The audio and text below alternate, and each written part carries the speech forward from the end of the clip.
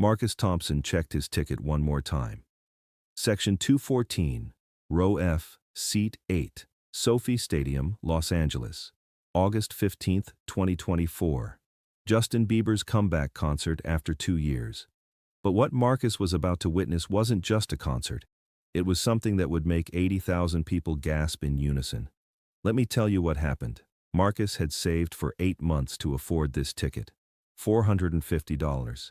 He was a high school teacher from Compton, single income, 3 kids. But he loved Justin's music. It got him through his divorce, through his mother's death, through everything. That morning, Marcus had woken up at 5 a.m. Too excited to sleep. He'd ironed his vintage Bieber shirt from the 2016 Purpose Tour, made breakfast for his kids, dropped them at his sister's house. The drive to Inglewood took 47 minutes. Traffic was insane. Marcus parked in Lot C, $60 for parking. He walked toward the stadium entrance, and that's when he met Ms. Chen. She was struggling. Her wheelchair had gotten stuck on a crack in the pavement. People were walking past her, nobody stopping. Marcus ran over, helped her. They started talking. Ms. Chen had been a Bieber fan since 2009. She had tickets to 14 of his concerts over the years. This was number 15, her favorite number. Marcus offered to help her get to her seat. Turned out she was in section 214-2, row E, right in front of him. They arrived at the accessible entrance at 6:30 p.m. Doors were supposed to open at 7 p.m. But something was wrong. Security guards were blocking the ramp. Miss Chen asked what was happening. A guard told her to wait. VIP guests were using this entrance. She'd have to use the main entrance instead. But the main entrance had stairs. Lots of stairs. Ms. Chen couldn't use stairs. Marcus watched her face fall. She'd been coming to this stadium for years, always used the accessible ramp, but tonight was different.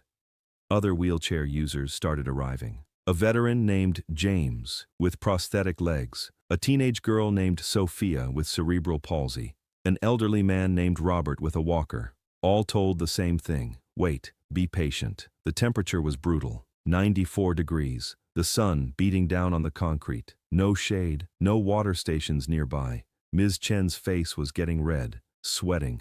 Marcus got worried. He tried talking to security again. The guard was apologetic but firm. Orders from above. VIP entrance protocol. Nothing he could do.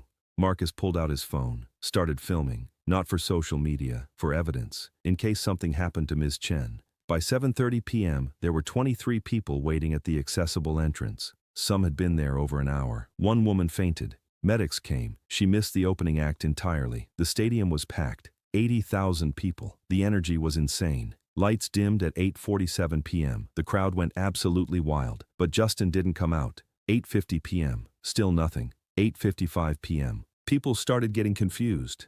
9 p.m. The crowd was getting restless. Some people were booing. Marcus noticed security guards running around backstage. Something was wrong. Then, at 9:12 p.m., a screen lit up. Justin appeared on video. He was backstage, still in his regular clothes, not his performance outfit, and he looked angry. Justin's face on that massive screen was serious, really serious. He started speaking. The stadium went completely silent. Justin said he wasn't going to perform. Not yet. Not until something was fixed. 80,000 people were confused. What was happening? Justin explained. 20 minutes ago, he was doing his pre-show walk around the venue. He does this before every concert, checks the sound, checks the vibe, talks to crew members. It's a ritual he's had since 2015. And he saw something that made him stop everything. Section 214. The accessible seating area, where people with disabilities sit. Where Marcus was sitting because he'd been helping Ms. Chen get to her seat. She was 67 years old, paralyzed from the waist down. Justin had watched security guards blocking the accessible entrance, making people in wheelchairs wait outside in the heat, 94 degrees, for over an hour. Why? Because the regular entrance was crowded and security decided to use the accessible ramp for VIP guests instead, to skip the lines. Disabled fans were being told to wait, to be patient, that they'd get in eventually. Ms. Chen had been waiting for 73 minutes, in her wheelchair, in the heat. She'd almost passed out. Marcus had given her his water bottle, his hat for shade, but it wasn't enough. Justin saw this, and he lost it. He went straight to the head of security, demanded they open the accessible entrance immediately. The security director said it would cause confusion. that VIPs were already using that route, that they'd get the wheelchair users in soon. Justin's response was simple: no accessible entrance, no show. The security director thought he was bluffing, told him the show was already 30 minutes behind schedule, that 80,000 people were waiting. Justin didn't care. He walked away and went straight to his dressing room. Told his entire team, no compromises, not tonight, not ever. The stadium was dead silent as people processed this. Justin was refusing to perform, risking everything, for people most of the crowd hadn't even noticed. On the screen, Justin's voice was shaking. Not from fear, from anger, from emotion. He talked about his own experience. Years ago, 2011, his grandmother Diane had come to his show in Toronto. She used a walker, had severe arthritis. The venue staff made her go through the regular entrance. No accommodation, no help. She fell on the stairs, broke her hip. Justin was on stage performing when it happened. He didn't find out until after the show. Ran to the hospital still in his stage clothes. Held her hand while doctors worked. Diane recovered, but she never went to another concert. Too scared, too traumatized. Justin never forgot that. Never forgave himself for not checking on her accessibility beforehand. And now, 13 years later, he was watching it happen again, at his own concert, to his own fans. The screen went dark. Stadium lights came on. Everyone was looking around, confused, worried. Some people were checking their phones to see if this was real. Marcus looked at Ms. Chen next to him. She was crying. Quietly. Not from frustration about the wait, but because someone noticed, someone cared. 5 minutes passed. The stadium was buzzing with confused conversation. People on Twitter were going crazy. Hashtags started trending. Then something happened that nobody expected. The entire security team walked onto the stage, all of them, maybe 50 people in yellow security vests. The head of security took a microphone. His voice was shaking. This was live, in front of 80,000 people, being recorded by thousands of phones. He apologized, directly, to every person with a disability in that stadium, to every wheelchair user who'd been made to wait, to every person who'd been treated as less important than a VIP.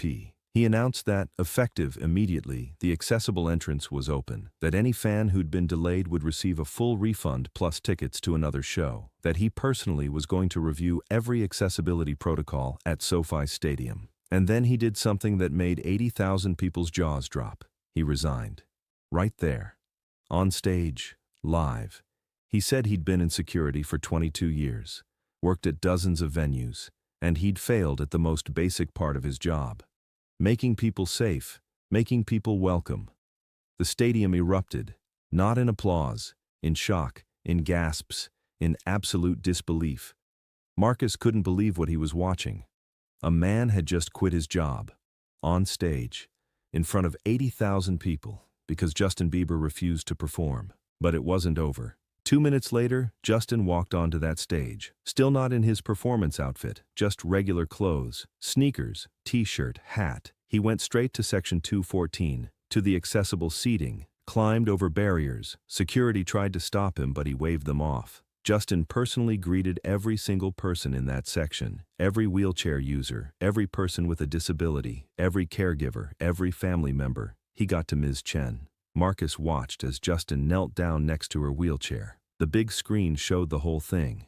Justin held her hand. She was sobbing, really sobbing. The entire stadium was watching in complete silence. Justin spent 17 minutes in that section. 17 full minutes. 80,000 people just watching, waiting, not complaining, not booing, just witnessing something real. When Justin finally walked back to the stage, something had changed. The energy was different. This wasn't just a concert anymore. This was a moment. Justin grabbed the mic. His voice was rough, emotional. He thanked everyone for waiting, for understanding, for caring about what actually matters. And then he said something that went viral within hours. He said that entertainment means nothing if people aren't treated with dignity. That fame means nothing if you ignore suffering. That a concert isn't worth having if people are hurt just to make it happen. The stadium exploded. 80,000 people on their feet, screaming, crying, not because of a song, because of humanity. The concert started at 9:47 p.m., 1 hour late, and it was the best show Justin had ever performed. But here's where the story gets even more incredible. Marcus posted a video on TikTok that night. Just him talking about what he witnessed. No fancy editing, just truth. He filmed it in his car after the show. Still processing everything. 3 million views in 12 hours. 15 million in 24 hours. Major news outlets picked it up. CNN, BBC, The Guardian, Rolling Stone, everyone. But the real impact started 3 days later. Other fans came forward, with their own stories, their own experiences. A mother from Dallas, her autistic son had been denied entry to a Justin concert in 2019 because his noise-canceling headphones looked suspicious. Security made him take them off. He had a meltdown. They missed the entire show. Justin personally called that family, apologized, sent them front-row tickets to his next Dallas show. A deaf fan from Chicago. She'd been told she couldn't bring her sign language interpreter to a 2020 show. Fire code violations, they said. Justin found out, and now every single one of his shows has a designated ASL interpreter on stage. The stories kept coming. Dozens, then hundreds. And here's what nobody expected. Justin didn't just fix his own shows. He started a foundation, the Accessible Entertainment Initiative, AEI, goal. Make every concert venue in America fully accessible within 5 years. He donated $10 million to start. His own money, not label money, not sponsorships, his own bank account. Within 2 weeks, other artists joined. Ariana Grande donated $2 million. Drake donated $3 million. Taylor Swift donated $5 million. The list kept growing. Venue owners started calling Justin's team, asking for accessibility audits, wanting to do better. 6 months later, December 2024, AEI announced results. 127 venues had been audited. 89 had made immediate changes, accessible entrances, better seating, trained staff, proper equipment. The security director who resigned. His name was David Martinez. He became AEI's head of training, teaching other security teams how to properly assist fans with disabilities. Turned his biggest mistake into his purpose. And Ms. Chen? She became the face of the campaign. Justin featured her in a documentary about accessible entertainment. She spoke at conferences, shared her story. March 2025. The 1-year anniversary of that concert. SoFi Stadium held a special event, a free concert for people with disabilities and their families. 20,000 people attended. Justin performed for free. 2 hours. Every accessibility accommodation possible. Sign language interpreters, sensory-friendly areas, medical staff on standby. Marcus was there again, teaching now at a school for students with disabilities. He brought his entire class, 15 kids, all with different disabilities, all huge music fans. During the concert, Justin brought Ms. Chen on stage. The crowd went absolutely wild. She spoke about that night, about waiting in the heat, about feeling invisible, about Justin noticing when nobody else did. And then she said something that made everyone cry. She said that night taught her something, that one person refusing to accept injustice can change everything. That fame is worthless unless you use it for good.